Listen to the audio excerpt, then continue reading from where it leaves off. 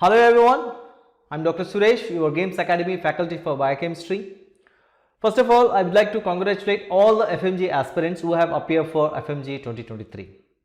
I believe you have given all of your hard work to clear FMGE.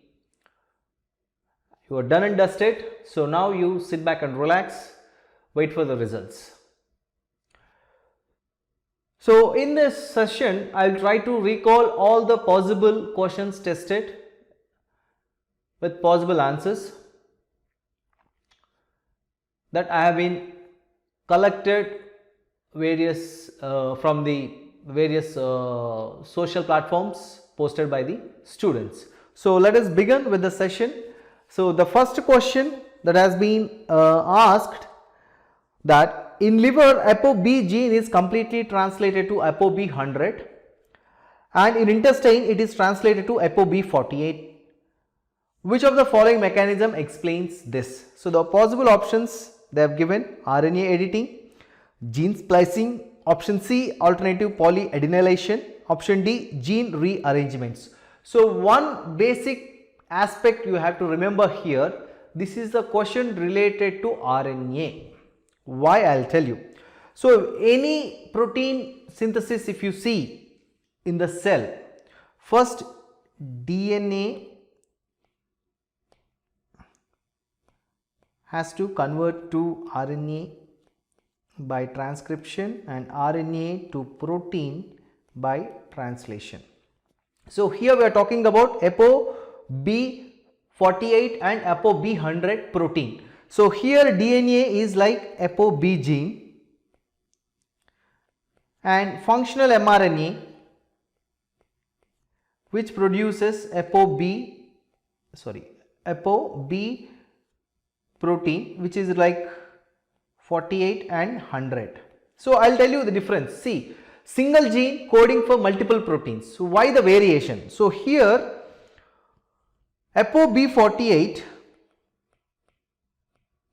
is a protein synthesized in enterocytes, intestine, whereas ApoB100 synthesized by hepatocytes.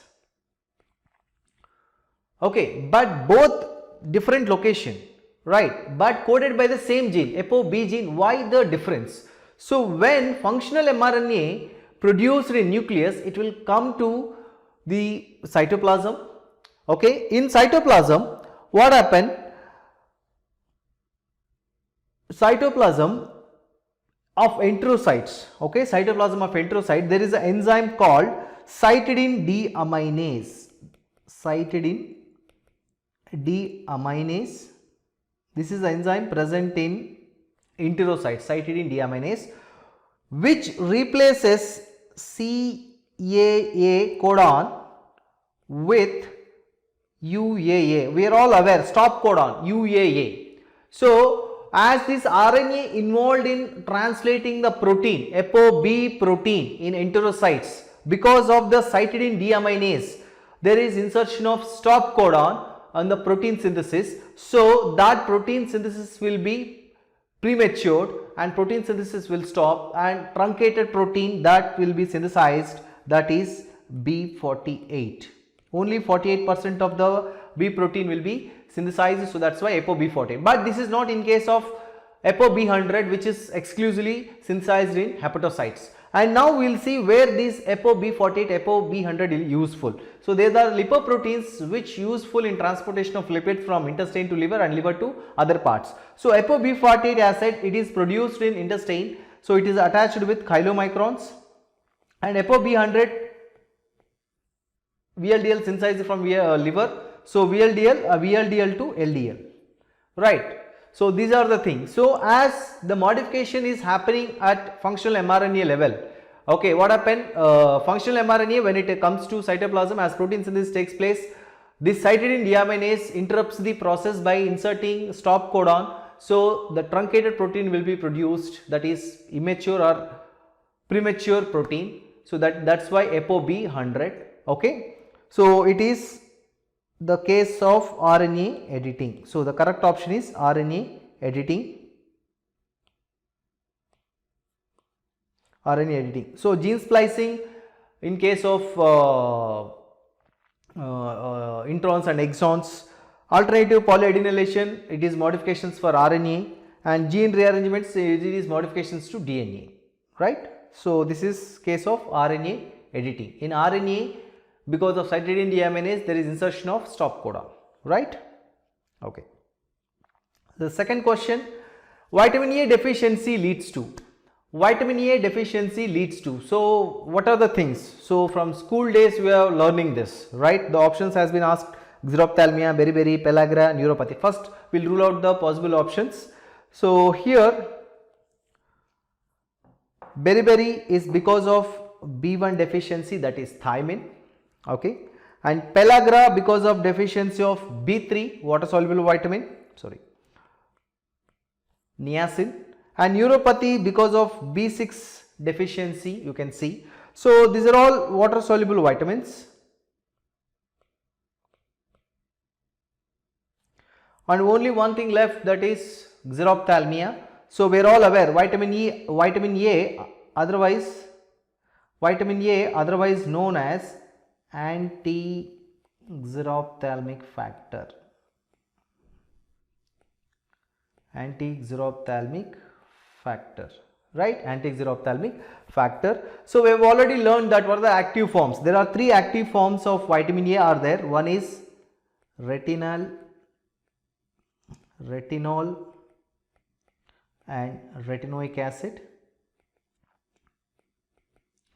So aldehyde form, alcohol form, and acid form. So retinol is useful for vision, and retinol is alcohol form, storage and transport form, and retinoic acid is preventing the keratinization of epithelium, healthy epithelium. It maintains the healthy epithelium.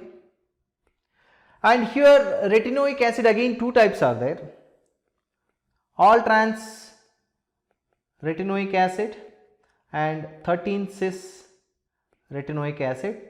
All trans retinoic acid acts as a gene regulator, whereas 13-cis retinoic acid, it can be used in preventing keratinization. It prevents keratinization of epithelium.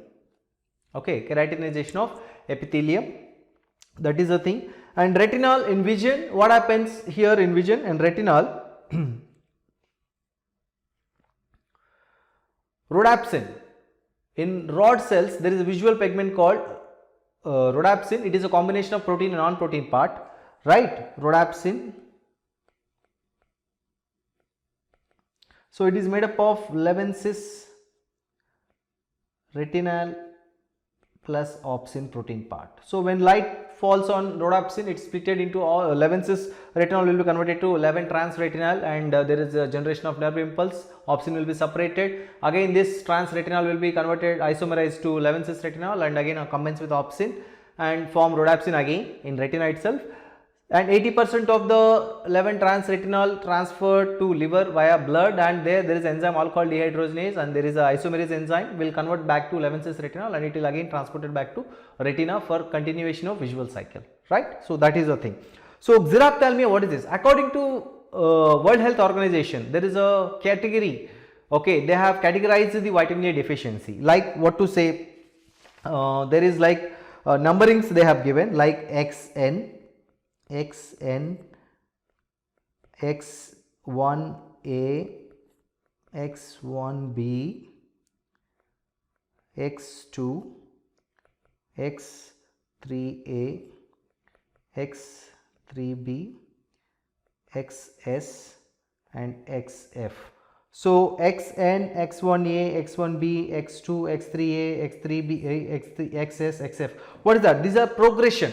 So initially the deficiency of vitamin leads to night blindness. Initially it leads to night blindness.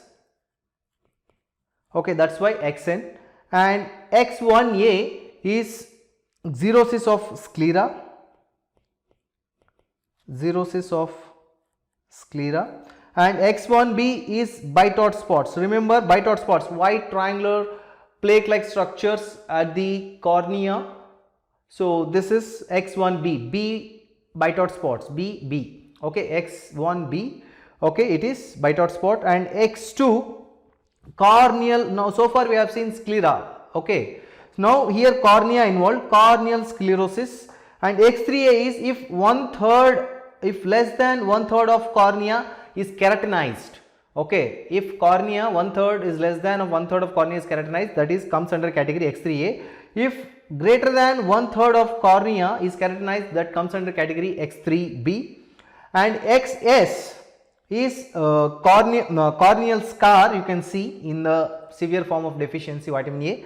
And finally xeros fundus, complete loss of vision. So like this category, World Health Organization, they have categorized the things based on the severity of deficiency, right. So that's all about this one, xerophthalmia. And the next question that has been asked, it's a case based again. A woman with complaints of pain, tingling sensation and numbness of the foot has a history of taking vitamin supplements. That means it's an overdose or hypervitaminosis, overdose of supplementation. Which of the following responsible for the patient's condition? So here the possible options: hypervitaminosis, B6 is there, beriberi is there, increased vitamin B12 and vitamin A toxicity is there. So first we will see vitamin A toxicity. Here in vitamin A toxicity, the symptoms more of like nausea, vomiting, headache. So because of this there is a intracranial tension. So the feelings are like pseudotumor cerebri, okay, pseudotumor cerebri will be there. It's like what to say, the symptoms are like as such there is a tumor in the brain, right. So that because of the intracranial tension. And there is a condition also, bony exostosis, bony exostosis. So this is a overdosage of vitamin A. So this is a ruled out option. Now increase vitamin B12. So if B12 manifestations is more like, as B12 is going to store in the liver, so there will be liver damage, and at the same time the manifestations are more of like dermatological B12, such as acne over the face, okay, it is like liver damage as I said. So this is also ruled option. Beriberi, it is not a case of vitamin toxicity, it is deficiency. So here it is B1 deficiency. So the leftover option, that is hypervitaminosis B6. So mega vitamin B6 syndrome, mega vitamin B6 syndrome. The interesting aspect of this is, see, in case of to treating neuropathy we will be giving B6, okay. B6 deficiency gives neuropathy. To treat this again we will be giving B6, okay. In normal under the regional amounts, that is useful in treatment. But here what happens in extra doses, what happens, this B6 will be inhibiting the enzyme pyridoxal kinase enzyme, which involved in convert B6 to active form PLP, pyridoxal phosphate. As PLP is not there, again the manifestation. So that is the thing, extra high B6 will inhibiting pyridoxal kinase, which the enzyme which involved in conversion of B6 to PLP, right, pyridox into pyridoxal phosphate. So that's the reason hypervitaminosis B6 is the correct option, okay. The next question, that is a patient presented to OPD with complaints of diarrhea, okay. Remember again a case based question, very important. He has come with the diarrhea. Patient was later diagnosed with dementia is also there, and photosensitive dermatitis. So you see 3 Ds. So if you remember in vitamins, very interesting water soluble vitamin that been repeatedly tested in previous FMGEs and NEET PG also. So that is 3 Ds, you can make out here D, D, D. 3 D is characterized by pellagra. Tryptophan deficiency also causes pellagra, right. So we have learned this. D stands for diarrhea, second D stands for dementia, third D stands for dermatitis. So I am not talking about fourth D, that is death.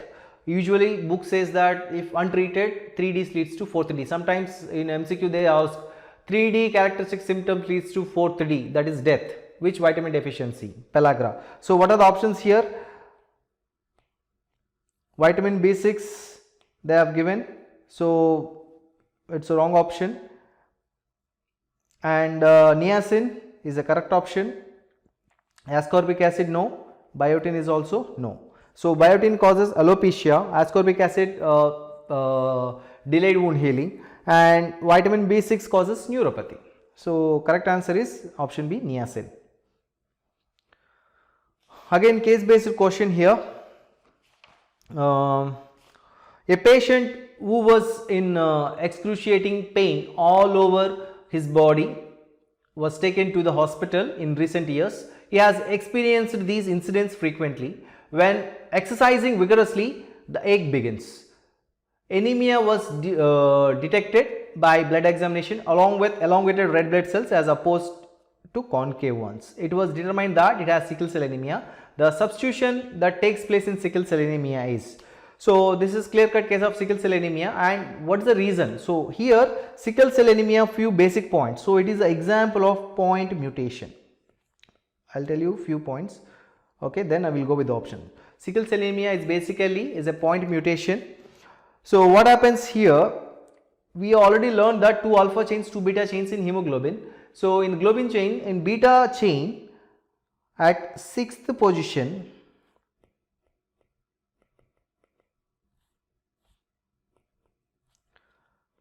glutamic acid replaced by valine. Okay, at 6th position, glutamic acid replaced by valine. And what is why it is happening here? Okay, so it is a substitution mutation, point mutation, otherwise you can say substitution. Okay, substitution mutation as well. Here purine replaced by pyrimidine. Okay, here purine replaced by pyrimidine. Transversion, this is like complete. Okay, transversion, if purine to purine some other way, but here purine to pyrimidine, transversion again it is. Transversion. So here we will see like what to say here, when there is a dehydration or deoxygenation especially. So here what are the effects? Okay, fine. Here the codon is GAG converted to GTG. So you see here adenine is a purine, thymine is a pyrimidine, transversion, substitution. Purine is substituted by pyrimidine. So GAG usually codes for glutamic acid, whereas GTG codes for valine. And what is the thing is, peculiar thing, glutamic acid is a polar amino acid, valine is a non-polar amino acid. So when RBC dehydrated or deoxygenated, what happened? The 6th position of beta globin chain get exposed. If glutamic acid as being a polar, there is no effect. When there is a deoxygenation or dehydration, if there is a valine, when it get exposed to the RBC membrane, what happens? All the valine will be come and stick to the membrane wall of the RBC. Okay, what they do? At the membrane wall of the RBC, this valine will be sticked and give sticky patches. Okay, and they squeeze the RBC shape. Okay, desquamatized RBC you can make. So we already level we have already learned that what is the importance of shape of the RBC, right? Biconcave shape. If it lost the shape, it is useless and functionless. The same thing is happening here. Okay, as it is D-shaped, it is sickle cell and it is trapped by the spleen, and you already aware that spleen is a burial ground for RBC, right? So you can say here options: substitution of valine by glutamic acid at the 6th position, beta chain, substitution of glutamic acid by valine at 6th position, Substitution of glutamic acid by valine at the 5th position. Substitution of valine by glutamic acid at the 5th position. So correct option what will be? Substitution of glutamic acid by valine. Option B. Remember, in place of glutamic acid, valine. Remember, glutamic acid polar amino acid, valine is a non-polar. So that's what there will be sticky patches at the edges of the RBC membrane, and it desquamatizes the RBC shape. Again, the one way other way, point mutation. Sickle cell anemia is an example for point mutation. Remember again. Okay. So move to next question. The anterior incisors of a child with white patches. Anterior incisors of white patches. Okay. The anterior incisors of a child with white patches turned brown following over supplementation of which of the following? So here they given vitamin A. So vitamin A has nothing to do with this. So it is a wrong option, because vitamin A has a role in healthy epithelium, vision, as an antioxidant, right? Chlorine in water, no, it is antibacterial. Okay, it is good also, treating the sewage, I mean like drinking, purifying the drinking water. Fluorine in water, riboflavin, no, riboflavin has got symptoms with cheiliosis, purple magenta colored tongue, right? So fissures to the corners of the mouth. So this is also no. Fluorine in water is the correct option.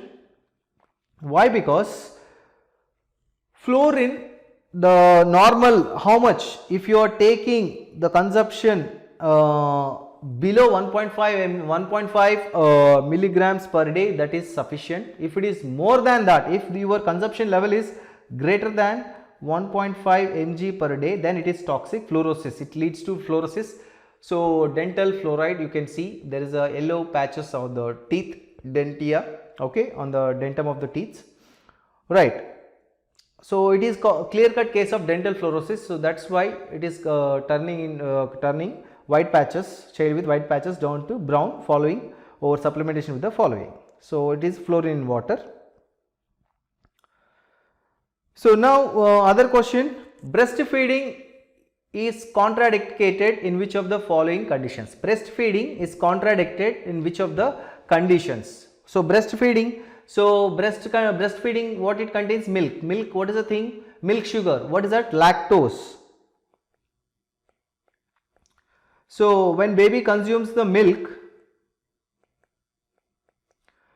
it gives lactose, and lactose will be digested by the enzyme lactase, and this lactase converts lactose converts the lactose to galactose plus glucose, okay, and glucose will be utilized by the cells, and to metabolize the galactose there is important enzyme, that is galactose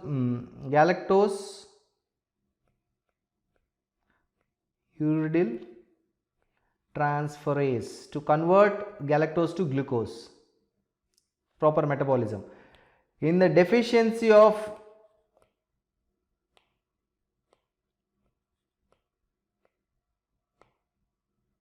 this deficiency,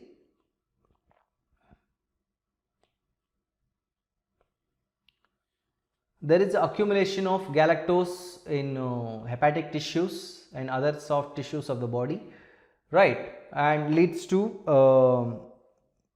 a condition galactosemia. So the correct option is galactosemia. So it has nothing to do with CMV, hepatitis B, West Nile virus. So breastfeeding is contraindicated because for baby the staple food is milk, which contains lactose. As the baby is deficient in metabolizing galactose, galactose will be accumulated and seen high concentration in serum. It leads to a condition galactosemia. Again image based question. So that is to say, a patient present to the OPD with liver damage, the picture depicts that patient having their eyes examined, which of the subsequent factors is the cause of the condition? So by seeing these options, copper, glucose, galactose and mannose, I will tell you here, this is sunflower, what to say, what is that? It is a sunflower cataract.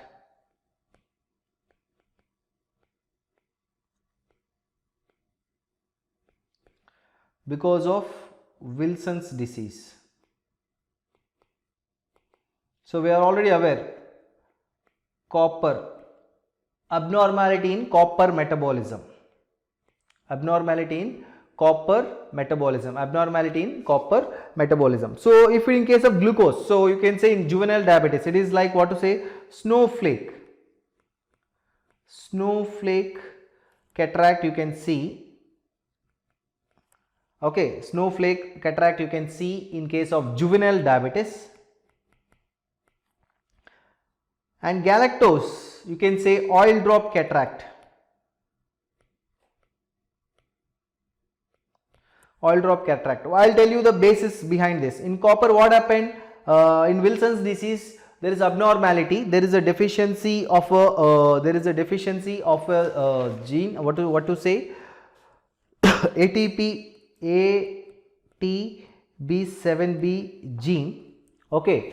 So which is located in chromosome 13. Chromosome 13. Right. So as don't get confused with Wilson's disease and Menkes disease. Wilson's disease is because of ATP7B, whereas Menkes disease because of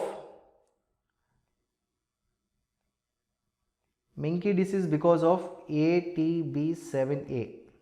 Okay, ATP7A, it is 7B Wilson's disease. So this ATP7B, okay, is a transport protein for copper. So as this ATP7B protein is deficient, copper will not be transported out of the cells, right, and it will not be incorporated into celluloplasmin. What happens as abnormal deposition inside the cell leads to hepatomegaly, and if it is start depositing in the lenticular sites of the eye nucleus, okay, there is a lenticular damage, right. So at the rim of the cornea there is deposition of copper, leads to Kaiser-Fischer ring. Okay, this is one of the characteristic feature of Wilson's disease, Kaiser-Fischer ring in abnormal copper metabolism, right. So that is called sunflower cataract. So here serum, how to diagnose this one, how to diagnose Wilson's disease.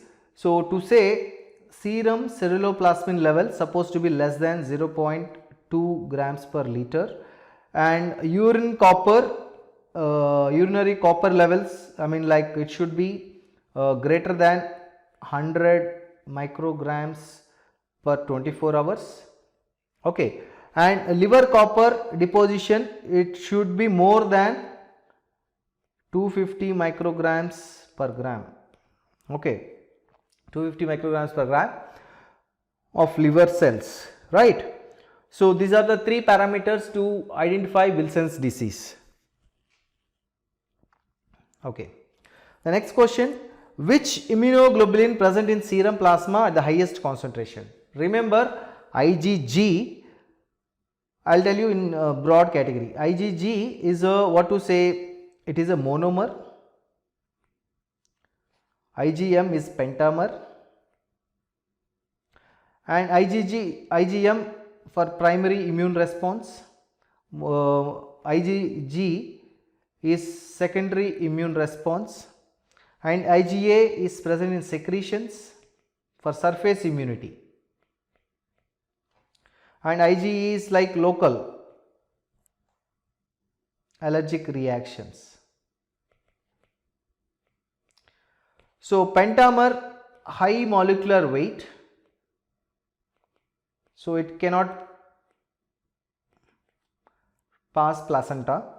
So IgA is already present in secretion, so there is no role, I mean like it's a ruled out option. IgA, IgM all ruled out, IgE is also ruled out. So IgG, it can cross placenta and provide immunity to the fetus. So the correct option is IgG.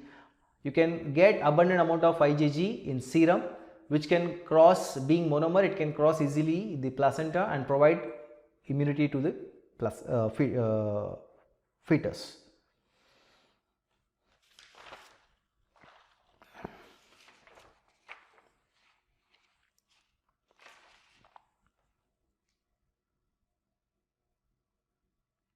Yeah. Which of the following plays a role in collagen maturation? So collagen maturation, so here copper and zinc they have given, ascorbic acid they given, proline and phenylalanine. So here remember for collagen maturation you require both copper as well as vitamin C, ascorbic acid. If the option is copper and vitamin C, definitely I would have gone with that, but here zinc they provided. So obviously correct option is ascorbic acid. So I will tell you what is the role of ascorbic acid and copper. So for post translational modification of collagen, okay, like what to say, tropocollagen, for procollagen, for the post translation modification we require ascorbic acid in the form of, that is, prolyl or lysyl hydroxylase. This is the enzyme involved in hydroxylation reactions of collagen to convert proline to hydroxyproline, to convert lysine to hydroxylysine. So it is a heme based enzyme. So heme which is in ferrous form. So vitamin C is required to keep this ferrous form of iron activate for heme enzyme, right? That is the thing. And what is the role of copper? Copper is maturation of collagen, that is, copper is required for lysyl oxidase to make triple helix. Individual collagen fibers will be gathered together to become mature collagen. For that, lysyl oxidase is the enzyme which requires copper. So that is the difference. So copper, vitamin C both required for collagen synthesis and maturation. So here the option they have given copper and zinc, so I am not going with option A. So option B is ascorbic acid. Proline and phenylalanine there is nothing. And if you talk about much about the collagen synthesis, collagen structure, so if you take it is like 1000 amino acids, so 30% of collagen is made up of glycine. So the common amino acid you can get glycine, next to glycine proline, proline and lysine you can get. Yeah. Which of the following enzyme is found to be defect in Van Gogh disease? Yes, this is another favorite topic to be tested in FMGE every year. Okay, glycogen storage disorders, right? So Van Gogh's disease. So first we will see what are the disorders here. First one, Van Gogh's disease. Next is Pompe's disease. Third, Cory's disease. Fourth, McArdle disease. Fifth, Anderson disease.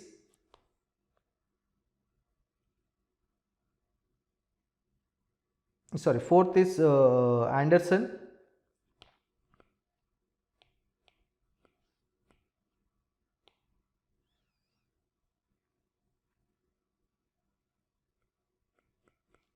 Fifth is McArdle disease. Sixth, Torres, and 7 Hers. Okay, so here Hers and Torres.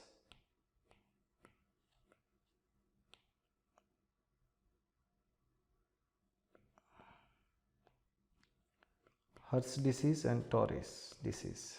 Okay, so what will be the enzyme defect? Van Gogh's disease, you have a defect glucose 6-phosphatase. Pompe's disease, acid maltase or 1,4-glycosidase, 1,4-alpha-1,4-glycosidase. C followed D, Cory's disease, D branching enzyme. Whereas Anderson disease, A followed B, branching enzyme. McArdle disease, muscle glycogen phosphorylase. Hers disease, hepatic glycogen phosphorylase. Torres disease, phosphofructokinase. So these are all the diseases, right? So here the option they have given, glucose 6-phosphatase, branching enzyme, debranching. So here glucose 6-phosphatase is for Van Gogh's, branching is for Cory's, Anderson, debranching is for Cory's, this is for McArdle. So correct option is glucose 6-phosphatase. Van Gogh's, there is a disease, there is enzyme deficiency, glucose 6-phosphatase. Yeah. The next question, melanin is synthesized from which of the following amino acids? So melanin, what is that? It is a skin pigment synthesized from the amino acid tyrosine. So here the options are tyrosine, tryptophan, leucine and phenylalanine. First we will rule out the options. Tryptophan, what are the specialized products you will get? Serotonin and melatonin.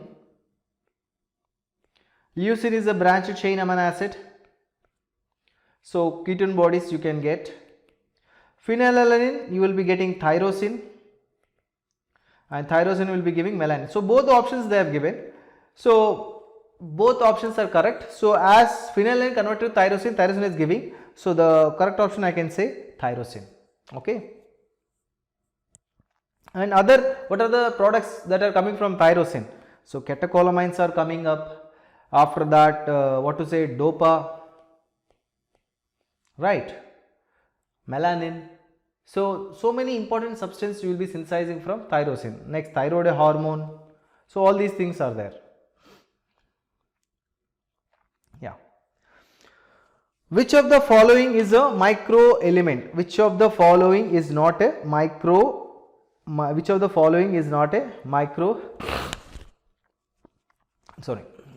element? So what do you mean by micro element? Macro elements, micro elements. So the difference is, if the requirement is greater than 100 milligrams per day, they are macro, and if the requirement is less than 100 milligrams per day, they are micro. Right, they are micro. So here the requirements like micro elements, I can see selenium is a micro element, zinc is a micro element, copper is also a micro element. Their requirement is less than 100 mg per day. Only calcium requirement is more than 100 mg per day. It may be required 200 to 250 milligrams per day you require. So calcium is a correct answer. It is not a micro element, it is a macro element. Okay, calcium is a macro element. So if you talk about other micro elements, if you see vitamins, iron, copper, then after that molybdenum, okay, magnesium, manganese, selenium, and macro elements, if you talk about magnesium is there, sulfur is there, calcium, phosphorus, sodium, potassium, chloride, all these are macro elements. Yeah. So which of the following pathway only takes place in cell cytoplasm? Which of the following pathway only takes place in cell cytoplasm? So we have already learned in cell markers, right? Any pathway you are studying, there itself in the beginning you make out which organ the pathway is taking place and what is the site for the pathway. Because in the cell we have already subcellular organelles, cytoplasm, lysosomes, Golgi body, endoplasmic reticulum, ribosomes, mitochondria. So each subcellular organelle is having its own pathways. Like cytoplasm, if you take, yes, glycolysis, beta oxidation, mitochondria, T cell cycle, mitochondria, urea cycle, both mitochondria and cytoplasm. Why? Because 2 steps of urea cycle takes place in mitochondria, rest of the 3 steps takes place in cytoplasm. So like that, heme synthesis again partly mitochondrial, partly cytoplasmic, right? So fatty acid synthesis, cytoplasm, right? Like if you take branched chain fatty acid degradation, peroxisomes, very long chain fatty acids, peroxisomes are the site to break those, right? So like this, each and every subcellular organelle has its own marker. So correct option here is glycolysis. And the last question for the recall session, that is nitric oxide is formed. Nitric oxide is formed from which amino acid? So nitric oxide, what is that? Stimulant, hypertensive, which increases blood flow into the smooth muscles, right?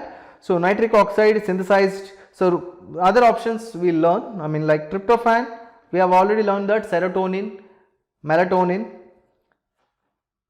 and leucine is a branched chain amino acid, lysine is a basic amino acid, arginine again basic amino acid, but from arginine you can get nitric oxide, carnitine, putrescine, spermine, spermidine,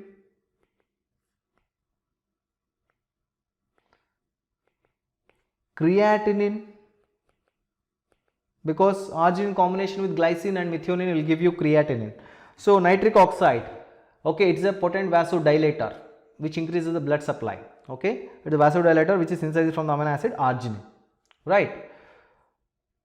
So in cardiac arrest also nitric oxide they give, because it dilates, it increases the blood flow. Okay, it's a vasodilator.